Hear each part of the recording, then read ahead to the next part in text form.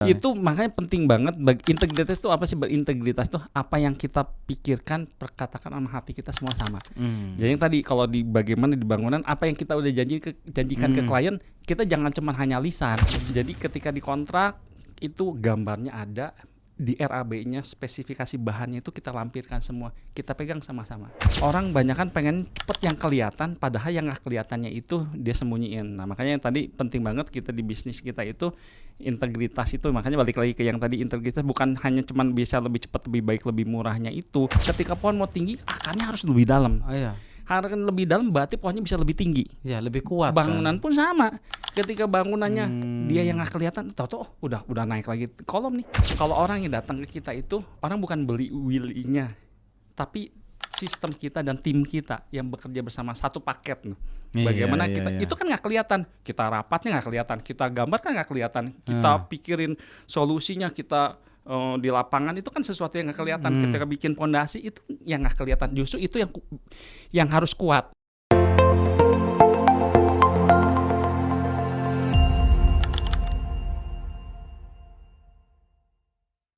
Sobat Kang Ridwan, hari ini kita akan bongkar bagaimana bisnis konstruksi naik kelas, bagaimana tanah dibaca sebagai peluang, dan bagaimana founder membangun sistem agar bisnis tidak bergantung pada satu orang saja. Selamat datang Ko Willy. Makasih Kang Ridwan. Ko Willy, ini bisnisnya seperti terlihat ya. Ini punya Win dan bisnisnya di bidang arsitektur, interior, kontraktor. Betul seperti itu ya? Iya benar Kang Ridwan. Kayak gimana sih? Bisa cerita dulu sedikit gitu, kerjanya seperti apa? Bisnisnya seperti apa gitu? Bisnis kita di bidang ini konsultan dan kontraktor dan juga interior. Jadi kita kalau Kang Ridwan misalnya punya tanah ya mau bikin apa, oke kita pikirkan itu yang terbaiknya fungsinya apa. Udah gitu misalnya kalau rumah desain apa kita desainkan, terus kita bikin konsultan dari sisi struktur dan sebagainya, yang cocok yang mana sampai keluar RAB. Kalau oke kita laksanakan, dan kalau memang interiornya mau sekalian sama kita juga yang produksi. Jadi dari awal sampai akhir. Oh, dari sampai akhir hulu ya. ke hilir. Dari tanah sampai jadi bisa Sampai berarti jadi, ya? Ya bisa. Oh, iya.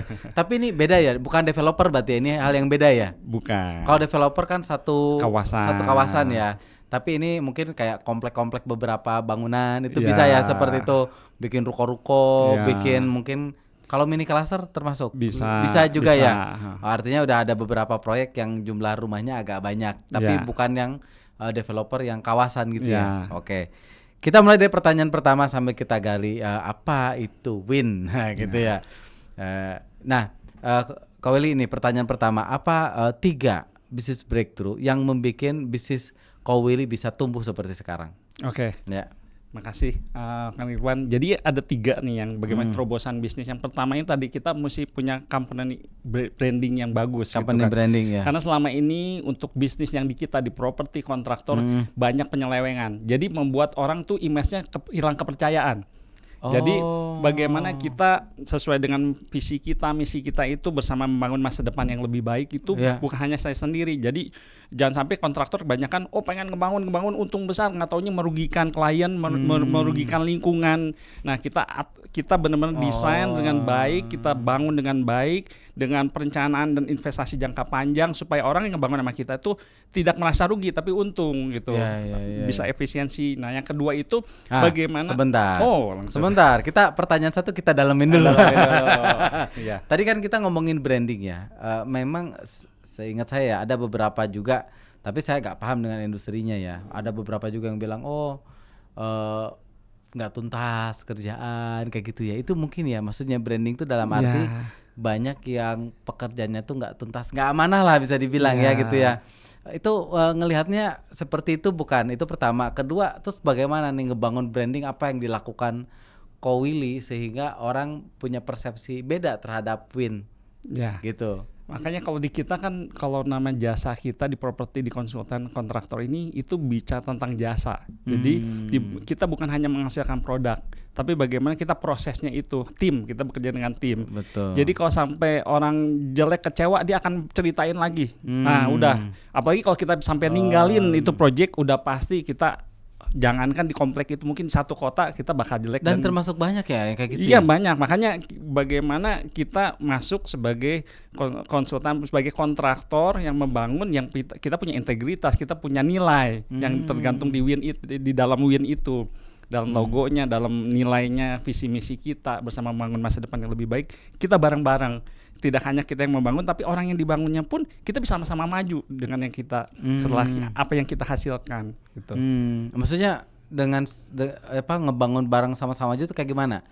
Tadi apa dengan tadi karyawan, apa dengan orang lain? Dengan kalau orang ngebangun sama kita nih Win. Jadi kita rencanakan. Kalau orang misalnya awalnya niatnya ngebangun hanya bikin kafe aja, tapi ternyata di area itu dari sisi kelayakannya, dari sisi tata ruangnya itu cocok nih bisa buat hotel misalnya. Dan ternyata nilai investasi dan sebagainya bisa lebih baik. Ini ada beberapa kasus yang pernah kita lakukan, kita kasih option dan kita hitung dan kita gambar dan keluar nilai, maka perencanaan keuangan dan sebagainya akhirnya lebih untung dibandingkan sekedar hanya bikin coffee shop.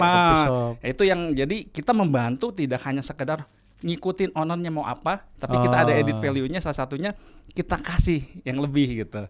Dan yang tentunya kita harus selesai sampai akhir sesuai dengan budgetnya, sesuai dengan perencanaannya gitu. Oh jadi ada beberapa kliennya Ko Willy yang tadinya hanya misalnya pengennya bikin kafe misalnya gitu ya. Terus Ko Willy menawarkan, memberikan sudut pandang beda. Misal tadi udahlah bangun hotel nih, kenapa? Karena tempatnya oke dan sebagainya. Dan ketika oke dia bangun. Dan ini ada proyek yang berhasil juga kan ya? Ada bangun beberapa hotel juga ya kan? Ya contohnya di yang Hotel Bakoni itu pertama klien datang ke kami hanya mau bikin coffee shop, dia franchise. Awal ketika saya lihat itu lingkungan sekitar itu bagus tuh, lantai 2-nya itu ada ke arah BBAT dan sebagainya, view gitu. Dari situ, itu ilmu properti saya masuk tuh. Saya kasih pandangan dari sisi desain dan sebagainya, dari sisi kelayakan, dan akhirnya diikutin dan ya puji Tuhan berhasil gitu. Dan sekarang mau ngembangin lagi dan ada beberapa tempat juga yang mau nambah lagi dia ngebangunnya? Ya, mungkin ada juga yang mungkin hanya pikir hanya mau bikin kios, ternyata bisa juga akhirnya bikin kios dan atasnya jadi kos-kosan, ada gitu fungsi yang lain. Ruko nggak hanya sekedar ruko tapi jadi ada perkantoran gitu kan. Gitu. Jadi beberapa itu yang kita jadi bantu juga. Jadi image-nya tuh banyak kan orang bukannya kalau ngebangun itu wah yang udah harga sekian mau ngebangun ini, bangun nggak taunya di akhir ninggalin, tapi kita enggak. Kita dari awal udah kita arahin untuk ngebimbing bagaimana maksudnya ini, tujuannya ini, kita kasih pandangan yang lebih menguntungkan dan akhirnya kita bangun dengan tim yang ini. Oh, jadi ketika ada project terus kita tawarin lah. Di satu sisi mungkin untungnya buat si pemilik tanah atau si customernya, dia punya perspektif lain sehingga lebih bagus. Di sisi lain juga jadi proyek tambahan juga kan gitu. Tapi bersama-sama kan ya. Jadi sama-sama win-win kan gitu ya. Sesuai dengan win. Sama-sama menang. Sama-sama menang. Jadi memang seorang arsitek atau kontraktor ya bisa dibilang ya, memang bisa memberikan insight ya. Kadang orang nggak ngeh juga ya. Titik itu tuh sebetulnya potensi loh, karena ada pengalaman juga. Ko Willy ini misalnya ngebangun kafe ditambah apa gitu ya. Pas di tempat ini dia pengen kafe doang, padahal bisa loh bikin plus ini gitu ya. Jadi sebagai seorang kontraktor itu kita bisa memberikan added value ke customer. Gitu. Jadi kita bisa mix use jadinya, mix use dengan apa yang tepat tuh. Jadi kita bisa kasih analisa dari sisi analisa lahannya, dari sisi analisa fungsinya. Gitu. Tapi ini dari jam terbang juga ya. Kalau udah berapa tahun nih jalanin di sini? Saya berarti lulus 2003 sampai sekarang berarti 23 tahun 23 ya. Tapi nggak langsung sebesar ini ya. Dari saya pertama ngerintis hanya disuruh bikin kolam ikan doang tuh di dalam Sumenep, hanya renovasi bocor doang. Tapi ya saya kerjain, saya yang gambar, saya yang hitung, saya beli barang, saya ngawasin. Jadi saya belajar sipilnya di sana gitu. Mulai percayakan yang bikin gudang dan sebagainya. Jadi semua itu dari pelan-pelan. Jam terbang juga lah intinya.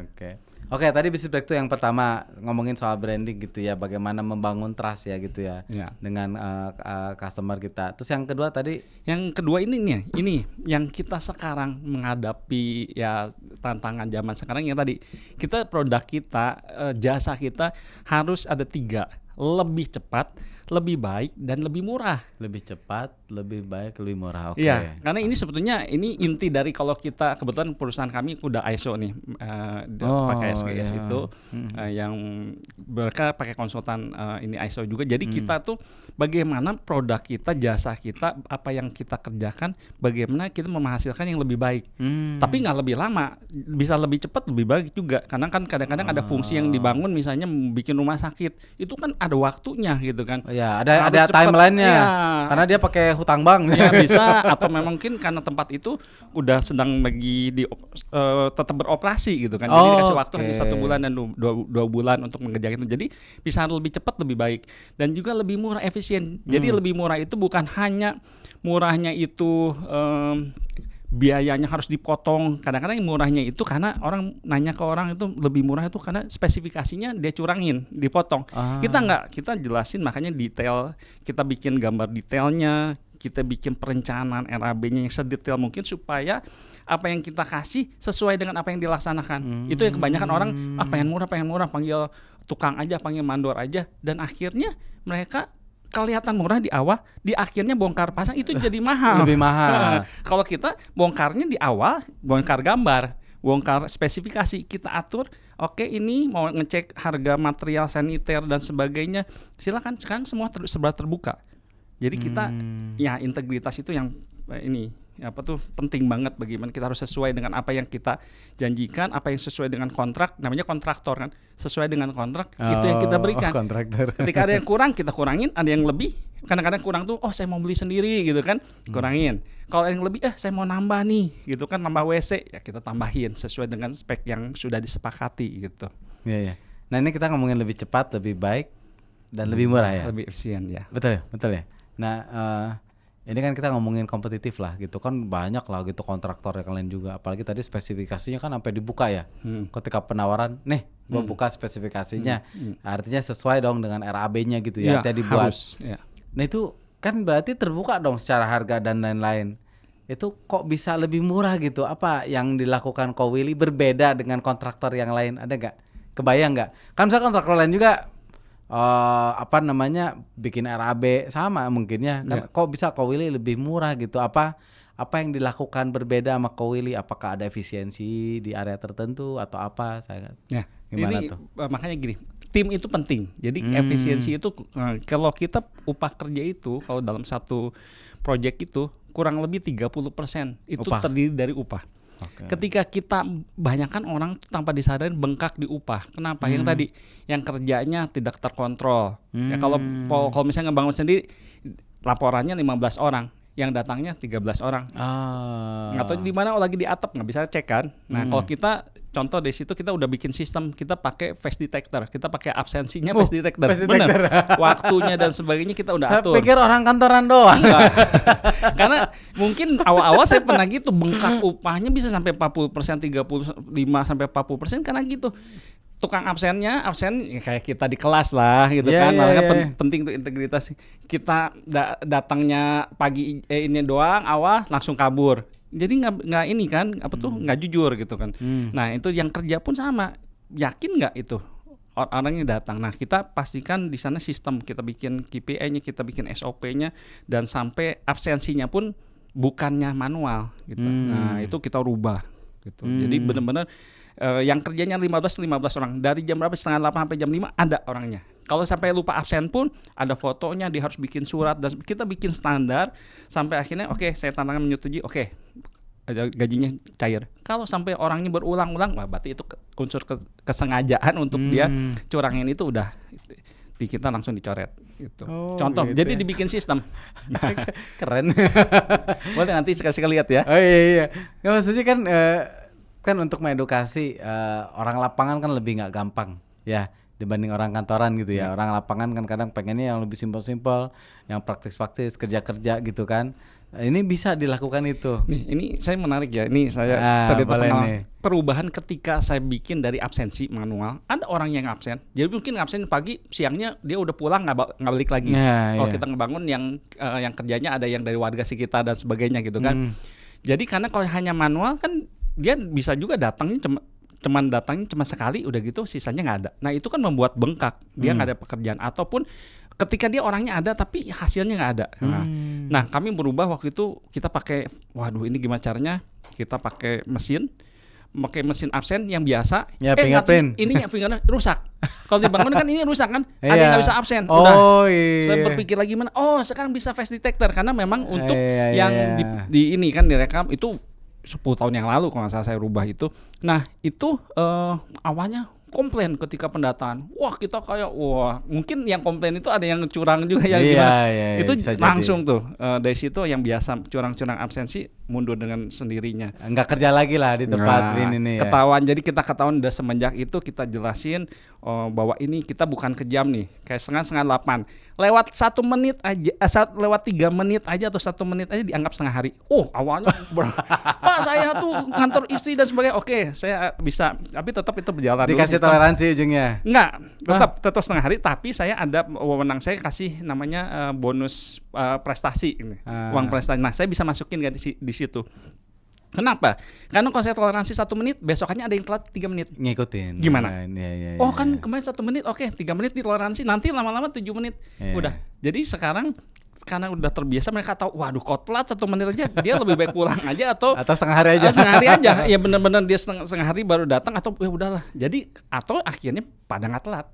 Jadi mereka seperempat jam sebelumnya udah standby di tempat absensi. Cepet sih, cuman akses diterima, cuman munculin mukanya aja, akses diterima, udah. Itu pagi, siang, dan ketika pulang. Pakai aplikasi itu apa itu? Enggak, itu mesin face detector. Oh kayak fingerprint tapi yang ada face. Ya, jadi yang direkamnya itu face dan ini jari. Nanti kawan-kawan boleh ya? Iya boleh. Lihat nanti apa yang saya omongin bener nggak? Gitu kan? Itu kita lakukan semua di tempat. Iya, ini kan menarik juga nih. Makanya kita bikin sistem. Nah, makanya itu efisiensi di situ dari sisi tenaga kerja. Maksudnya bukan karena komponennya gede tadi ya. 30% dari ini. Gede bukan kita ngurangin motongin yang kerja, bukan. Malahan ketika kita tahu dia rajin, kita ada bonus tambahan. Tapi yang sering kali itu mereka motongnya itu karena curang. Yang mungkin kerja setengah hari dihitung 1 hari. Karena absennya cuma manual, apalagi titip tanda tangan seperti itu. Dulu mungkin kalau kuliah tuh ada juga kan. Saya mah aman. Saya anak baik saya. Tapi itu makanya kalau dari sekolah aja udah curang, apalagi pas kerjaan gitu. Makanya kalau kita dengan sistem udah nggak bisa. Saya masuk, mana nggak ada. Lupa. Oke, mandornya akan bikin 1 surat, disaksikan dia bertanggung jawab bener. Dan kalau mereka tiap pagi kan ada briefing, dia foto. Jadi bener nggak orangnya ada. Pulang pun difoto. Jadi mereka bisa itu sebagai dan di grup itu kita bikin 1 grup itu isinya salah satu ownernya dimasukin. Jadi mereka mantau juga. Jadi apa dimasukin owner klien pun di dalam grup itu buat laporan ada. Saya masukin. Termasuk jadi ketika bikin project itu si owner tuh dimasukkan dalam tim. Jadi mereka kalaupun ada perubahan dan sebagainya, ada mereka ini nih lagi absensi, lagi doa nih pagi terus pulang nih, foto pulang. Mereka tahu. Jadi kita terbuka. Kalau misalnya kerjanya 12 orang, dia tinggal lihat orangnya ada 12 orang di foto. Kan kalau masuk bisa lah pakai face recognition ya. Keluar juga kan bisa. Nah kalau lagi kerja dia santai-santai itu ngeceknya susah ya. Nah itu makanya itu ada yang namanya kita SOP-nya dan KPI-nya si mandor. Ke mandor jadinya. Ya kita kan bikin timeline kan. Kalau kayak pengerjaannya untuk berapa 10 bulan. Nah dalam 10 bulan itu kan kita jelas ngerjain fondasi di hari keberapa. Targetnya kelihatan. Kalau dia, tiap minggu kan bikin laporan. Kalau misalnya minus, berarti ini tuh udah ini nih ada kita evaluasi. Nih. Ini minus tuh berarti apa nih? Telat barang, kita evaluasi. Ternyata orangnya kurang, kita evaluasi. Atau ini orang udah banyak tapi kok masih minus. Nah, jadi catatan mandor berarti ada yang tanda kutip tidak efektif nih, datang cuma tidur, bisa kan gitu kan ya.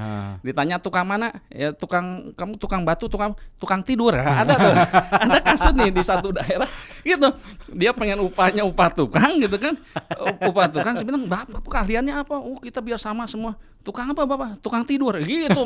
ngaku dia. Tapi ya udah itu kan ada di pulau jauh itu. Jadi kita edukasi, kita ajarin warga untuk salah satunya itu visi kita bersama membangun masa depan yang lebih baik. Bapak percaya nggak? Tim saya itu ada yang pernah mantan pembunuh preman di sana kerja di saya. Karena memang kalau di bangunan itu salah satu visi kita juga bukan membangun bangunan aja, tapi membangun orangnya. Makanya orang kaget, kok bisa? Kadang gini, preman dia daripada dia mau minta uang bulanan dan sebagainya, saya bilang, kalau mau kerja ikut, nggak punya kemampuan ngaduk. Percaya nggak? Ada preman yang jadi laden saya, ada tukang, ada yang udah jadi pemborong. Ada satu daerah, ada akhirnya, Pak saya udah nggak kerja lagi di BIN, tapi saya udah jadi pemborong. Wah silakan. Dari mantan preman yang mabok-mabok kesana ke saya giniin baju dan sebagainya, saya didik dia, mau uang kerja di bangunan bisa. Kalau di kantornya nggak bisa, harus ada syarat kan, SMA dan sebagainya. Di bangunan bisa, nggak punya kemampuan ngaduk ikutin tuh yang lagi master supaya naik kelas jadi setengah tukang. Udah bisa, bisa masang keramik, bisa jadi tukang. Dari tukang, bisa ngatur, bisa jadi wakil mandor. Udah bisa dia jadi apa-apa, udah baca gambar dan sebagainya, kita bisa ajukan sebagai kepala tukang atau jadi mandor. Gitu. Jadi kita yang tadi membangunnya itu. Kalau ini kan ngomongin ketika kontraktor tantangannya biasanya lingkungan lah. Ada yang minta misalnya kayak gitu. Tadi kan preman sempat cerita gitu. Emang si preman ini minta ketika ada pembangunan, terus sama Ko Willy ditawarin lah biar ya udah dah kamu kerja aja gitu, atau gimana? Kan tuh nggak gampang juga tuh, dari yang tadinya mohon maaf ya minta malah disuruh kerja gitu, itu kan nggak gampang kalau kayak gitu. Itu pengalamannya gimana biasanya? Dulu ya kayak gitu, karena mungkin gini kan image orang ketika udah bertato apalagi residivis gitu dan sebagainya, mereka itu ditolak sama masyarakat. Satu-satu cara mereka hanya minta uang japah preman. Nah, sesuai dengan visi kita bersama membangun masa depan yang lebih baik. Kalau kamu memang mau, saya kasih kesempatan. Dia lagi minta duit nih orangnya nih, terus sama Ko Willy diajak ngobrol gitu. Tapi saya bilang, ada kamu melakukan tindak pidana, urusannya sama tim hukum saya. Saya bilang gini, pidana. Ditegaskan untuk ngedidik mereka. Saya kasih kesempatan, tapi kesempatan khusus dia. Kalau namanya mencuri, nggak ada kesempatan. Kalau misalnya kesalahan, prosedural itu kita bisa ada SP1 sampai SP3. Tapi kalau namanya mencuri, langsung SP3 kita. Kita bikin aturan perusahaan. Jadi mereka mau ikut, mau berubah, mau maju sama kita, kita bareng-bareng. Tapi kalau minta duit nggak dikasih gitu? Nggak. Kecuali yang tadi bulanan. Nggak gampang juga loh, ada aja gitu ya. Ya kalau kadang-kadang kita gini, kalau di wilayah itu ada mungkin kalaupun uang itu kami bulanan kas buat RT, RW dan lingkungan itu. Dan keamanan sebagainya masih memang benar dia keamanan sana yang CSR lah itu mah anggap gitu ya. Dan memang itu resmi oleh RT dan RW diketahui. Tapi ada yang memang kesana kan hanya cuman japrem doang, kerja enggak dan sebagainya. Ya kita ajakin, tapi mengetahui RT dan RW setuju. Dan ya puji Tuhan alhamdulillah ada sebagian akhirnya mereka benar-benar jadi orang gitu. Karena begini, saya ajakin juga kadang-kadang kalau saya ketemu mereka itu saya selesainya di mana? Di meja makan. Saya ajakin makan. Malah dia kaget. Kadang-kadang orang masyarakat menghindar, saya seolah ajakin jadi teman gitu. Biasanya takut orangnya. Saya masih gini, ya siapa lagi lah kalau saya bilang di bangunan kita nggak perlu tuh ijazah. Ya udah, makanya saya kenapa memilih. Yang penting mau kerja lah ya. Memilih jasanya salah satunya kontraktor di divisi bangunan itu seperti zaman Soeharto ya, makanya ya sok bangunan itu kenapa kita tenaga kerjanya butuh banyak gitu kan, dan klasifikasi itu lebih luas orang tuh nggak harus dia S1 atau SMA mau kerja, tapi kita sekarang ada spesifikasi umur. Ada sekarang udah mulai, kalau dulu mau udah tua juga ya nggak apa-apa lah gitu kan. Tapi kadang-kadang kasihan juga gitu kan. Ya udah kita sekarang udah mulai rapikan yang muda, ya udah yang muda daripada dia cuman ikut klub motor dan sebagainya kerja di bangunan. Ya, jadi istilahnya dengan lingkungan pun dirangkul lah gitu ya, seperti itu. Jadi tadi ya kembali ya, ini kan jadi yang kedua tuh kenapa lebih murah, karena bisa efisiensi di tenaga kerja. Kan yang mana tenaga kerja ini area yang nggak gampang juga ya, dan termasuk makan biaya tertinggi gitu ya. Termasuk material juga. Material gimana? Ya material itu kan gini, makanya kita ketika perencanaan itu kan kita ada detail pemakaian. Jadi kita tiap minggu dan sebagainya kita cek, ini ada kehilangan nggak kita dari sisi bahan ini. Terus ada kadang-kadang ada yang itu kayak cetakan kayu dan sebagainya, ada yang kita bisa manfaatkan. Terus kita punya scaffolding sendiri, cetakan tuh yang besi itu. Nah itu kadang-kadang kalau mesti sewa, kalau kita jadinya bisa, kalau cost and fee bisa sewa ke kita. Kalau borongan itu kan menjadi kita nggak usah keluarin biaya untuk itu. Nah itu kan jadi mestinya lebih murah. Kalau orang ngebangun sama yang lain kan harus nyewa. Kalau sama kita ada punya sendiri. Nah itu kan berarti keluar biaya lah. Ya berarti itu bisa efisiensi dari sisi itu. Udah gitu kita cari material, kita orang misalnya langsung ke toko, kok kita langsung ke distributornya. Berarti kan dapat harganya itu lebih bagus. Saniter. Kita kebetulan kita ada beberapa brand juga kita yang pegang merek itu, jadi dapat harga toko. Nah kayak gitu kan kita bisa mengurangi lumayan 1-2%. Kita kasih ke klien gitu. Oh makanya dari segi harga pun bisa bersaing. Kita bersaing. Gitu. Tapi kan banyakan orang ini yang itu lebih murah, hanya ngitung meter persegi tanpa disadarin ternyata yang dikuranginya itu bukan ini tapi spesifikasinya. Yang mesti 16 mili di 13 mili atau 16 milinya banci kalau besi ya, ada istilahnya banci itu. Dia itunya kualitas besinya ada di BJTP 420 atau 240, dia kurangin tidak sesuai dengan yang ada. Kalau kita nih ada surat pembeliannya ini, penerimaan barangnya dan sebagainya, kita ada. Gitu. Banyak ya permainan di area itu ya, makanya perlu selalu dipantau terus itu gitu ya. Tadi image-nya itu kontraktor banyak ke situ gitu. Untuk ngurangin kelihatannya murah, akhirnya tanpa disadari dia ngurangin tidak sesuai dengan kontrak. Jadi ketika kita nawarin ke satu kontraktor, ketika dibanding dengan kontraktor lain, coba dicek spesifikasinya berarti ya. Iya. Kadang kan ada juga ya, mohon maaf ya, spesifikasinya sama nih, pelaksanaannya mungkin yang perlu dipantau juga. Ngomongnya ini ukurannya gini-gini gitu. Contohnya dikasih bener, pas di lapangannya ditukar. Iya, kita kan nggak mana paham juga kan gitu ya, bukan orang sipil ya gitu, nggak paham juga. Itu risiko itu ada ya. Buat kita sebagai customer gitu ya. Kita bikin ada laporan tiap harinya, per minggunya. Klien pun makanya tadi masuk WhatsApp grup tadi. Iya, kalaupun misalnya kliennya mau nempatin orang, saya lebih seneng. Kadang-kadang ada, jadi kayak ibaratnya ada manajemen konstruksinya MK pribadinya gitu. Dia utus orang untuk dia ngecekin, jadi kalau surat jalan tanda tangan dia harus tanda tangan juga, nggak apa-apa. Kalau biasanya itu contoh ada satu lokasi biasanya yang udah itu tempat itu udah berfungsi mestinya, jadi kita ada renovasi di sana, jadi ditunjuk si satpamnya atau bagian umumnya. Jadi setiap kali datang barang dia ikut tanda tangan juga.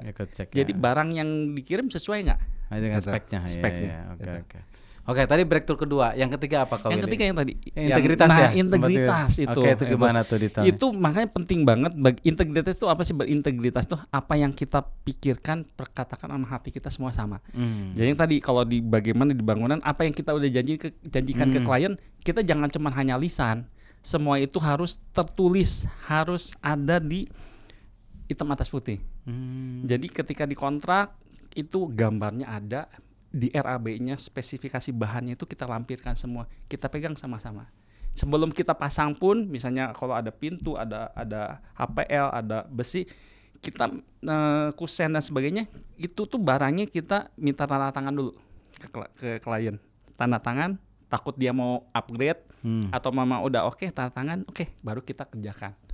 Jadi semua itu kita bikin sesuai prosedur yang tadi.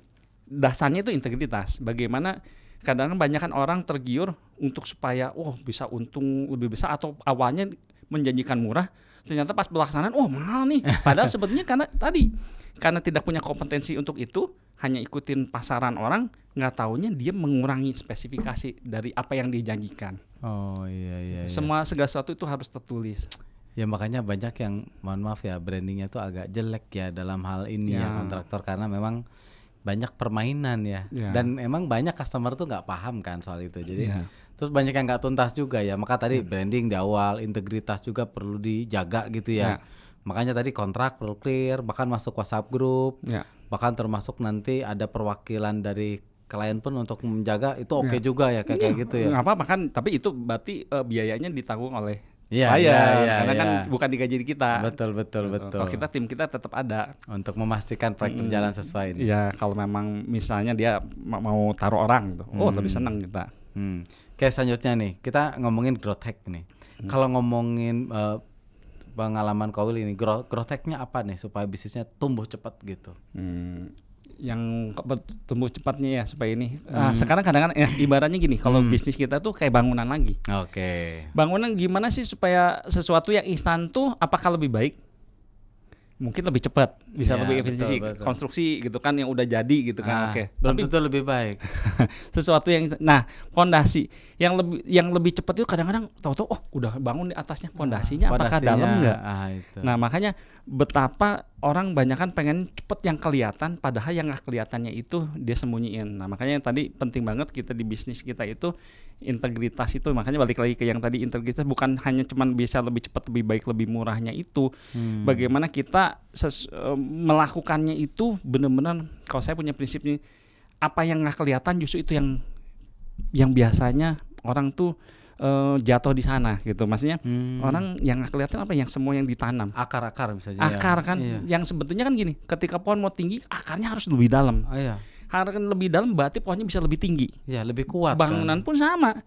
Ketika bangunannya dia yang nggak kelihatan, tahu-tahu udah naik lagi kolom nih.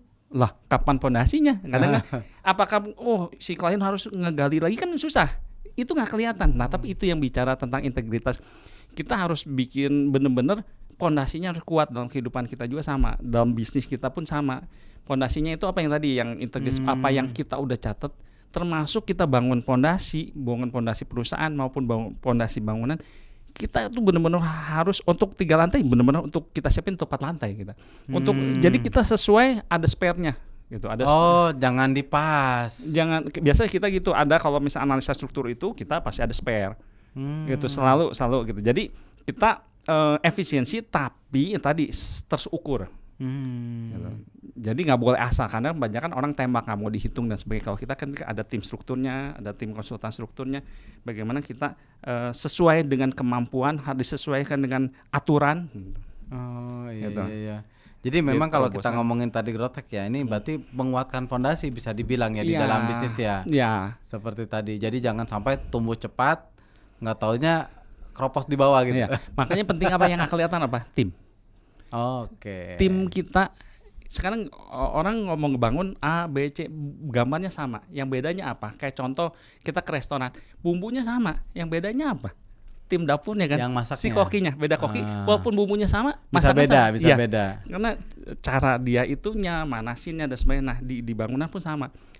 Jadi kalau orang yang datang ke kita itu, orang bukan beli willy-nya, tapi sistem kita dan tim kita yang bekerja bersama satu paket.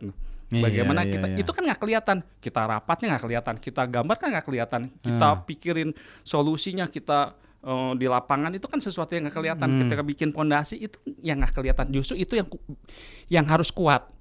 Karena sesuatu yang kelihatan semua juga kelihatannya bagus. Ini bagus nih, kayaknya baik. Yakin dalam hatinya bagus nggak? Nggak ada yang tahu. Nggak ada yang tahu, hanya kita dan Tuhan yang tahu, ibaratnya gitu. Betul. Tapi kalau bangunan kita harus detail, harus bisa tahu gitu. Kita harus bisa tahu kenapa yang tadi terdokumentasi. Kita harus tercatat. Kita ada berita acara dan sebagainya. Kita laporkan ke klien sampai misalnya nggak percaya nih. Yuk kita langsung sebelum pas bikin tiang pancangnya, dia lihat boleh. Kita videoin. Kalau dia misalnya kadang-kadang kan nggak semua bisa klien harus pakai APD lengkap kan. Kalau misalnya itu kita videoin, atau memang mau datang lebih bagus. Nih kasih lihat, oke, sampai benar-benar segini ada laporannya gitu. Oh iya, itu transparansi kayak gitu penting ya kalau buat ngebangun kayak gitu ya. Karena kan itu fungsinya orang serahin ke kita sebagai kontraktor. Jadi orang biar nggak pusing. Kalau sama-sama pusing buat apa? Kan sama aja ngebangun sendiri juga pusing, sama-sama pusing kan. Materialnya diambil, dicurangin dan sebagainya, pengaturannya gambar nggak sesuai, bongkar pasang. Nggak beres lagi. Jadi lebih mahal gitu kan kadang-kadang. Nah kalau kita sesuai kontrak, kita akan bawa biasanya gini. Kalau orang mau datang ke kita bawa ke contoh yang lagi pondasi, lagi finishing, kita bawa. Timnya saya kenalin juga, yang kemungkinan pakai tim ini Pak, tim ini nanti setelah ini ngebangunnya Bapak. Lihat pasangan keramiknya, lihat aciannya. Karena orang yang ini bakal melakukan yang sama gitu. Maksudnya tim ini yang akan bekerja di rumah Bapak atau di bangunan Bapak atau di hotel Bapak gitu. Saya bawa ke yang ini. Saya takut lupa Ko Willy. Ko Willy ini kalau ada orang yang pengen kontak Ko Willy di mana ya? Ini ke Win. Oh, yang ini di websitenya nih, Win Karya Perkasa, ada di situ. Win Karya Perkasa ya, ada websitenya ya. Ada websitenya. Langsung. Nanti situ ada nomor kontak ya. Ada visi misinya juga jelas, orang-orangnya. Jadi kita kalau mau kabur kelihatan. Kantor kita juga ada di sana gitu kan. iya. Jadi kalau memang itu kami terbuka gitu. Ya ini buat promosi kan, Oh, maksudnya terima kasih. ini orang udah tahu nih Ko Willy, gue mau ngontek Ko Willy gimana ya, itu makanya tadi saya Ya. tanya ya. Oke ya, di situ ya, Ada nanti di masuk sini. ke website aja ya. Masuk website aja. Oke, nah sekarang pertanyaan selanjutnya nih, kita ngomongin soal scale up. Ini saya pengen scale up nih, 10x lah, 10 kali lipatnya. Apa sih yang perlu disiapkan gitu berdasarkan pengalaman Ko Willy supaya bisa tumbuh? Nah, kalau bisa pertumbuhan itu bicara tentang kalau di kita ini hubungan sama jasa ini ya, kontraktor. Kalau waktu dulu awal kan apa-apa saya sendiri. Ya kan dari mulai gambar dan sebagainya, konsumennya terbatas kan. Mungkin saudara dulu gitu kan. Uji coba dulu. Oh bagus, baru dia kenalin. Tapi Oke, kayaknya uji bikin cobanya bikin hotel ya. Enggak langsung. Oh bukan ya? Enggak, hotel itu setelah berapa tahun, setelah lebih dari 10 tahun baru.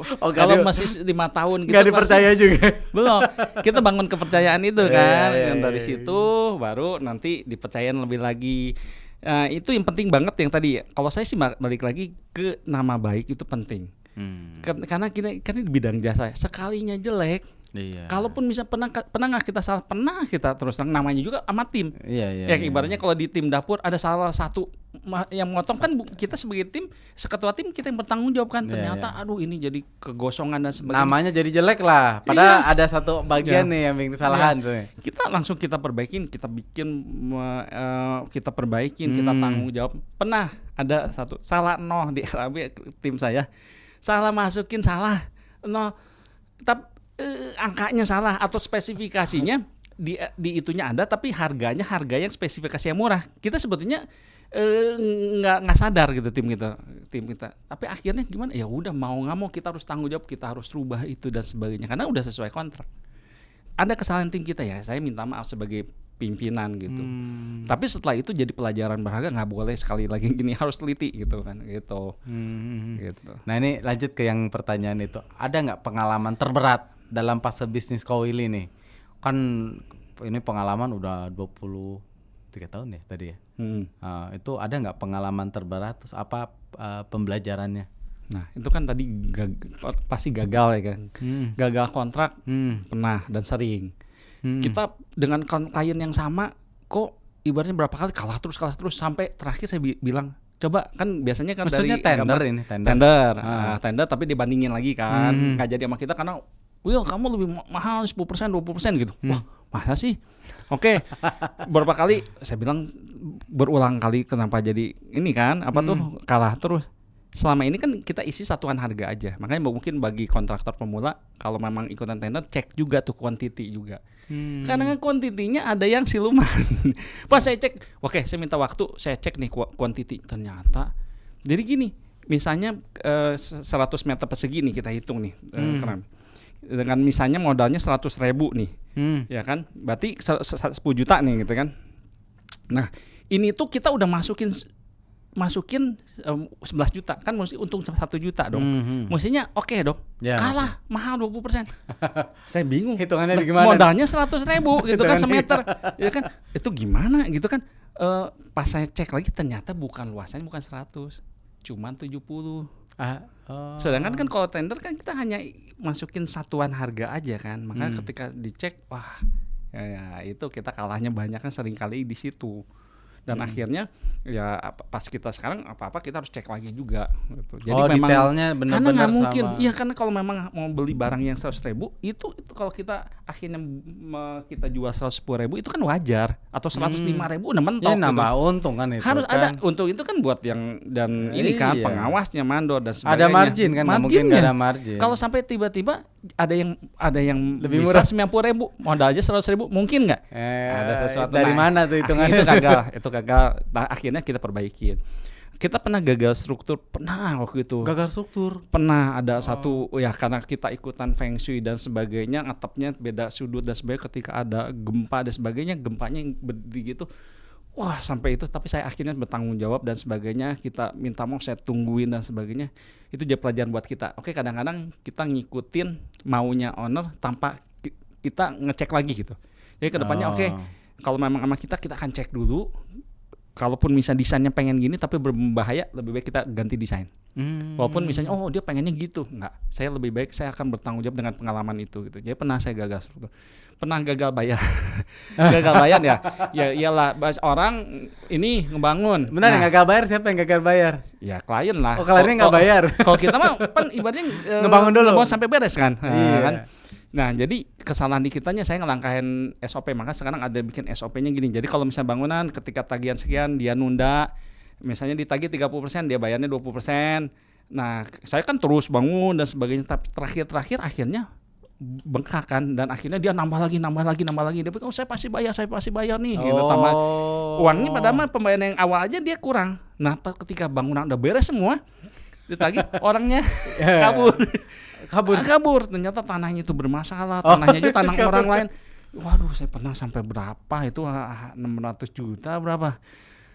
Ya udah, jadi pengalaman berharga. Jadi saya kok percayakan dengan tim. Oke, kalau menurut kayak tim, Pak, Bapak stop dulu aja. Kenapa saya dulu nggak stop? Karena saya bilang kesian kalau saya stop nih yang kerja nggak nganggur. Nah, kalau klien misalnya dia pembayarannya tersendat, ya udah kita kurangin sekarang gitu. Jadi kita lambatin juga. Maksudnya karena ya tadi kita nggak tahu niatnya, ternyata memang itu niatnya dari awal. Tapi sekarang ini sih kita juga komitmen dari awal gitu. Maksudnya satu sisi mungkin kontraktor takut sama mas klien takut sama kontraktor. Yeah. Tapi satu sisi ada juga memang benar kontraktor yang memang akhirnya itu dia jadi rugi itu karena yang tadi ada beberapa klien tanda kutip oknum yang itu dia memang udah tahu nih, oke, dia tanahnya juga dia udah nipu, dia bangun, dia pinjam ke bank, tarik, orangnya kabur, dia mau udah pegang uang kan. Ini bangunan nggak dibayar, tanahnya juga nggak, ini bank sama dia iniin gitu, dipilotin gitu. Jadi sama bank ya, jadi cair duit dari bank karena lagi proses pembangunan. Kita kan duit kita kan udah kita kerjain di lokasi kan, udah semua. Akhirnya kita pegang kemana-mana, udah kasih cek kosong dan sebagainya, udah nggak bisa kemana-mana. Kau Willy berasumsi ini orang nggak bakal pergi, toh bangunannya kelihatan, nggak taunya dia permainan gitu ya. Kliennya itu awalnya kenalin, dia anak jenderal dan sebagainya. Jangan terpesona juga dengan itu mobil mewah. Kadang-kadang yang nipu tuh gitu kelihatan, makanya yang kelihatan itu ya maksudnya bahaya tuh, maksudnya kelihatan malah kadang-kadang saya ketemu klien yang sederhana justru itu yang aman. Yang kalinya udah mau nunjukin dia banyak duit banget, curiga nih kadang-kadang gitu kan. Gitu. Jadi ya bisa jadi itu ya menunjukkan otoritasnya dengan sombong nggak taunya mau kabur gitu. ada oknum lah ya seperti tadi itu. Berarti yang scale up itu sih tadi lebih untuk sebelum yang ningkat itu yang tadi tergantung fondasinya gitu kan. Kalau kita mau ningkatin kayak saya, klien itu kan didapatnya itu dari jam terbang sama dari kita kemampuan kita. Ketika kemampuan kita nambah, pasti berarti kan konsumen kita yang asalnya cuman hanya perorangan jadi company kan. Makanya berarti pakai PT kita gitu kan. Yang dulu hanya tempat tinggal, sekarang misalnya udah hotel dan sebagainya bangun sama kita gitu kan. Ataupun misalnya rumah sakit dan sebagainya. Nah, itu kita ini sesuaikan gitu. Berarti kan meningkat karena kita ada dari sisi prestasi, yang tadi dari sisi hasil yang kita udah kerjakan. Ya, Kak Willy ini menarik juga sih. Tadi Kak Willy kan ngomongin sampai pakai face recognition ya. Itu berarti kan sebetulnya kalau bicara Kak Willy sebagai founder ya, artinya ada kemampuan Kak Willy dalam mendetailkan sesuatu ya, bisa dibilang. Artinya kan kayak ini kok ada kejadian kayak gini, dicari solusinya. Seberapa penting sih seperti Kak Willy ini sebagai seorang founder itu menyelusuri sampai ke detail, itu jadi micromanaging nggak nanti ke depannya gitu, atau memang ini based on experience gitu, kan belum pernah jadi tukang tapi ya belum pernah jadi tukang kan tentunya kan, bisa dibilang waktu awal-awal kan ngalamin juga. Berarti kan ngecor saya nungguin juga, ngalamin juga dulu beton juga. Artinya dari pengalaman itu justru lebih memahami gitu ya, dan itu penting ya buat seorang founder untuk bangun bisnis gitu. Makanya gini, mungkin bagi yang ada beberapa yang mungkin yang kontraktor pemula dan mau bikin jadi bisnis konsultan atau kontraktor, penting banget sebaiknya yang di bidangnya ada sertifikasi. Makanya kalau memang mau jadi insinyur sebaiknya dia memang insinyur yang bersertifikasi. Kalau memang arsitek, dia memang arsitek yang bersertifikasi. Mau jadi konsultan, dia harus minimal dia punya tim, atau dia mungkin dianya yang punya modalnya. Dia harus ada satu orang yang memang sebagai salah satu founder juga yang memang di bidang arsiteknya, di bidang bangunannya atau sipil di sipilnya, MEP dan sebagainya, interior. Karena yang tadi sertifikasi itu penting banget. Karena sekarang harus apa-apa kita aturannya harus ya sekarang aturannya dan pemerintah ketika kita mengajukan kalau dulu EMB sekarang kan PBG. Persetujuan bangunan gedung. Itu harus ada tim ahlinya. Kita dites sama tim ahli struktur, tim ahli MEP. MEP itu mechanical, electrical, plumbing. Jadi ahlinya ada, dia cek lagi analisa struktur kuat nggak perencanaan kita. Makanya kalau kita dari perencanaan pun kita akan pakai analisa strukturnya juga. Tim ahli kita yang tim sipilnya juga kita iniin. Nah, kita sebagai founder yang bertanggung jawab. Jadi founder tuh jangan hanya yang cuma punya uang untuk di bisnis konstruksi. Karena kita yang bertanggung jawab di akhir, di awal dan sampai akhir. Karena kesalahan bawahan kita struktur di lapangan semua itu kan jadinya yang akan dipanggil kita. Oh, kalau ada runtuh yang terjadi apa-apa kita musibah gitu ya. Mirip dokter. Ya makanya orang walaupun punya kemampuan seperti dokter, kalau dia tidak tersertifikasi sebagai dokter, itu pidana. Ini pun sama, kontraktor pun orang kadang-kadang saya bisa punya tukang dan sebagainya, saya panggil tuh jadi kontraktor. Itu bahaya juga tuh. Karena itu harus punya sertifikasinya. Makanya penting banget seorang founder dia punya kemampuan atau bukan kemampuan, harus tersertifikasi. Kalau dia sendiri nggak ada, harus punya tim yang tersertifikasi gitu. Jadi jangan asal, karena gini, kita ngebangun tuh kan berhubungan dengan orang. Oh iya. Dengan orang banyak yang bakal memakainya. Bahaya. Nyawa ya. Ya. Kita yang bertanggung jawab itu sih. Oh ya kan, kalau ada kecelakaan gedung tuh, gedungnya sampai hancur karena gempa gitu ya. Yang akan disidang dicari. Iya, direkturnya iya. Makanya jangan gaya aja bikin PT direktur. Bertanggung jawab loh. Iya. Bertanggung jawab. Pidana itu ya. Padahal ibaratnya yang salahnya kelalaiannya anak buah. Iya. Kebanyakan saya gitu. Tapi ditanya kan Bapak yang nanda tangan, Bapak kenapa nggak ngecek? Ayo. Oh iya. Jadi makanya butuh banget jam terbang dan butuh banget tim yang solid. Jadi timnya itu yang memang bersertifikasi juga Pak, bukan hanya online tapi tim yang bersertifikasi supaya orang tuh yakin. Ya Bapak mau nggak punya gedung misalnya kantor, nanti bangun kantor 5 lantai. Tapi Bapak bangun misalnya yang murah nih apa segala. Pas ada gempa tiba-tiba ada retakan dan sebagainya. Iya. Gempanya kena. Ya kan ada kekhawatiran juga gitu. Mungkin lebih murah 10%. Bahkan nggak dipakai itu. Ada di Cibadak tuh bangunan yang gede itu. Yang di daerah yang pas pertigaan ya. Iya, itu. Saya tahu orangnya. Itu kan retak tuh, nggak dihuni tuh rukonya. Miring ke belakang. Miring bahkan. Itu kasusnya apa? Jadi kayak gitu. Jadi ketika ada batu dia stop. Oh. Nah waktu itu akhirnya udah mau pakai dan sebagainya, akhirnya ya dia miring ke belakang. Miring itu. Ketika udah masuk brankas miring itu. Bukan saya itu kan saya. Iya. Tapi ya tahu ceritanya aja kan, Saya tahu ceritanya, tahu orangnya. Kasihan juga sih. Tapi jadi kayak gitu. Karena orangnya tuh kontraktornya maksudnya. Ya, karena gini, termasuk ownernya. Jadi dia tuh gini, kan borongin misalnya, pancang sendiri. Ya itu mungkin kayak bangun itu. Ya udah diborongin. Ketika dia ke batu, udah aja gitu. Padahal sebetulnya dia belum sampai tanah keras. Jadi ketika ada beban, ya ke belakangnya sungai miring. Itu kan tinggi kan. Sampai sekarang kayaknya berapa kali ganti kontrak yang kontrak, akhirnya sekarang tutup ya, nggak ada. Iya, nggak pernah lihat saya isi sih kalau setahu saya. Coba pikirin sama nggak tempatnya? Iya sama di pertigaan kan? Iya di pertigaan yang di dekat jembatan. Ya emang gitu. Awalnya gitu. Makanya pondasi yang nggak kelihatan itu yang bahaya. Makanya kita harus dalemin, kuatin yang dia nggak kelihatan. Ya sama seperti kehidupan. Yang kita bisa ketipu sama orang yang penampilan rapi dan sebagainya, padahal dalamnya bobrok gitu kan. Jadi makanya segala sesuatu tuh harus ada data, by data, harus terdokumentasi, tertulis itu sih. Nah ini Kak Willy nih kemampuannya sebagai seorang kontraktor lah bisa dibilang ya. Ini kalau lihat tanah kosong gitu ya. Ini saya punya tanah nih. Kadang kan bingung ya, ini mau dijadiin ruko, kalau sekarangnya apakah dijadikan kafe gitu ya. Kita lihat dari potensi bisnisnya dulu kali ya, yang kita lihat ya biasanya kalau bangunan seperti itu ya. Nah, bangun kayak gitu. Udah tanahnya baru mau dibeli atau udah dibeli? Datang saya tuh baru mau beli atau udah beli ceritanya? Misalnya mau beli lah. Kan kalau mau beli lebih enak ya. Nah, gitu. itu bidang saya nih di S2 saya di perencanaan wilayah kota. Karena kebetulan fokusnya saya di kayak Untar. gimana nih nyari tanah untuk yang punya potensi itu gitu. Nah, kebetulan saya di Untar itu kan itu tuh spesialisasinya real estate gitu. Itu kita diajarin bagaimana analisa lahan, potensi fungsinya. Jadi kita lihat kalau memang daerah situ langsung saya lihat itu fungsinya sesuai dengan tata ruangnya enggak. Jangan sampai kita beli kelihatan saya mau bikin hotel di sana, saya mau bikin mall di sana. Itu apa tata ruangnya? Ternyata itu hunian, itu nggak bisa. Jadi harus lihat oke, berarti itu perdagangan jasa bisa. Jadi makanya SKRK kalau di kita sebelum PBG itu kita ngajuin SKRK. Jadi SKRK ke PUPR tuh buat menunjukkan di wilayah itu boleh nggak fungsi itu. Mau bikin kah, mau ruko kah, mau hotel kah.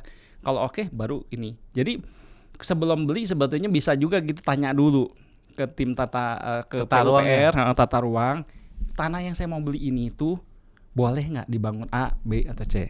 Terutama yang mungkin agak eksim-eksim ya kayak hotel. Kalau saya yang akan cek. Saya dengan tim saya akan cek. Kita buka websitenya. Oke, ini Pak hijau Pak, penghijauan hati-hati jangan beli. Di website pun bisa gitu. Walaupun murah, iya ada ataupun saya ada misalnya saya bisa ke PUPR tim kami yang biasa ini kita minta datanya area ini gitu sebelum dibeli lebih bagus. Jangan udah dibeli kadang-kadang orang beli itu datang ke saya, aduh murah nggak taunya itu nggak bisa perizinannya gitu kan.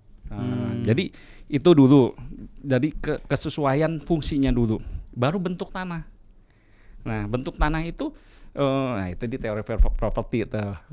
Apa tuh?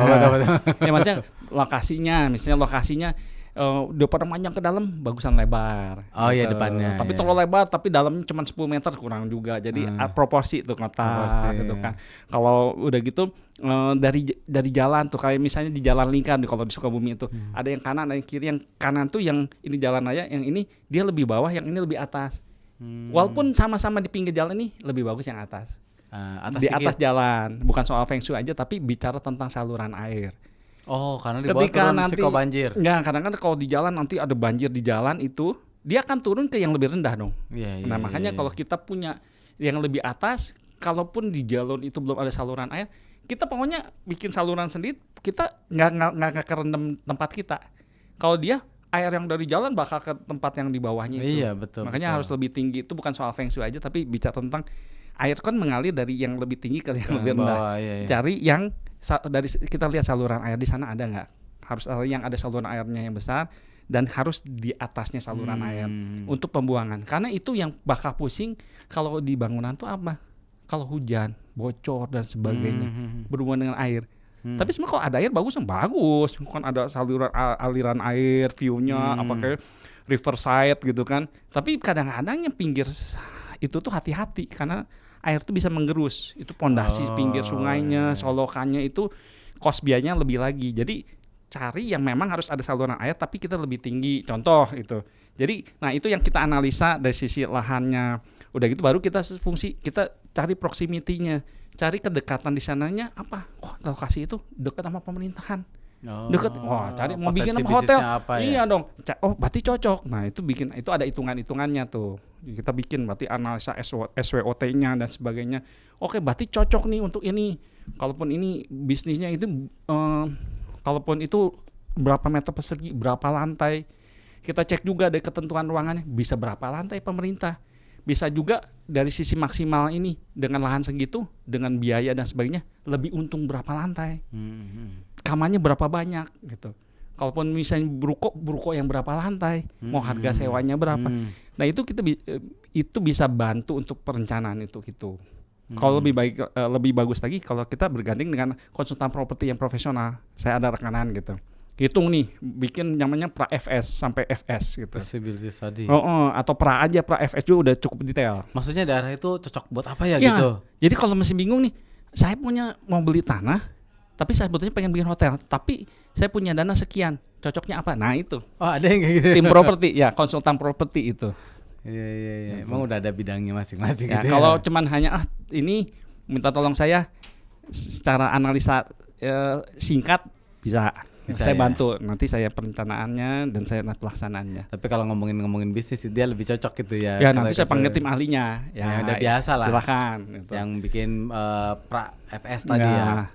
Kalau ini kan kontraktor nih, saya penasaran juga. marketingnya gimana sih? Kok bisa orang tahu Ko Willy kok sampai jauh-jauh gitu? Apakah dari mulut ke mulut? Apa memang pakai media sosial atau pakai apa sih? Nah, kita sih ada media sosial, tapi kebanyakan klien yang datang ke kita itu dari mulut ke mulut. Jadi kita udah bangun nih, jadi ada teori marketing tuh. Ketika ada satu orang yang puas, dia mungkin promosin cuma berapa orang, 2-3 orang. Tapi ada satu yang gak puas, dia akan cerita ke 20 orang apa. 20 orang itu cerita lagi ke berapa. Jadi bisa 200 orang yang ngejelekin kita gitu.